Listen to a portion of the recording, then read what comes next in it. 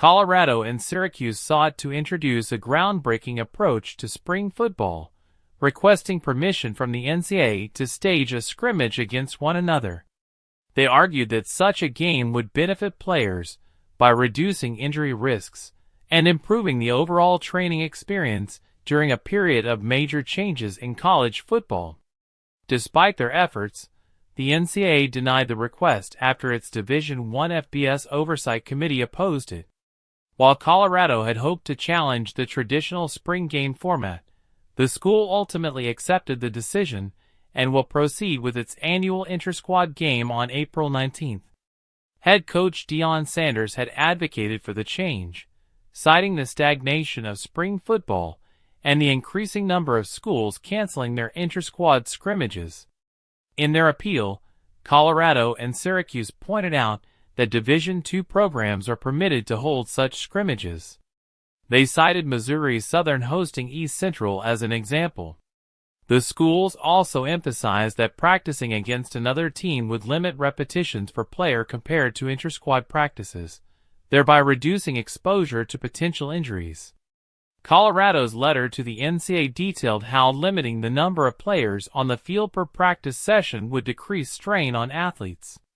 Syracuse echoed these sentiments in a letter from their athletic trainer and senior associate athletic director, arguing that joint practices create more game-like conditions while minimizing the risk of injury. Colorado proposed this as a pilot program, drawing comparisons to NFL joint practices. Their plan included 3 collaborative practices with another team, culminating in a scrimmage.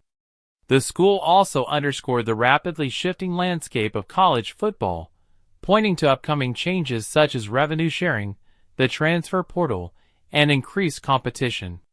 They argued that modifications to spring practice structure were necessary to address player acquisition, retention, and roster management challenges.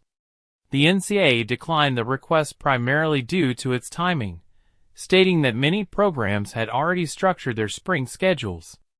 Additionally, the committee was concerned about granting Colorado and Syracuse a potential competitive and recruiting edge by approving an exception solely for them. However, the NCAA did not dismiss the idea outright, leaving open the possibility of exploring it at a broader level in the future.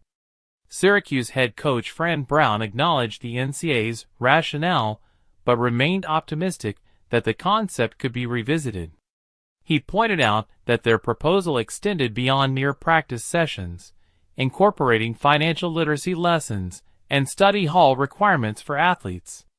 Brown expressed confidence that discussions about the issue could lead to changes next year, paving the way for a more innovative approach to spring football.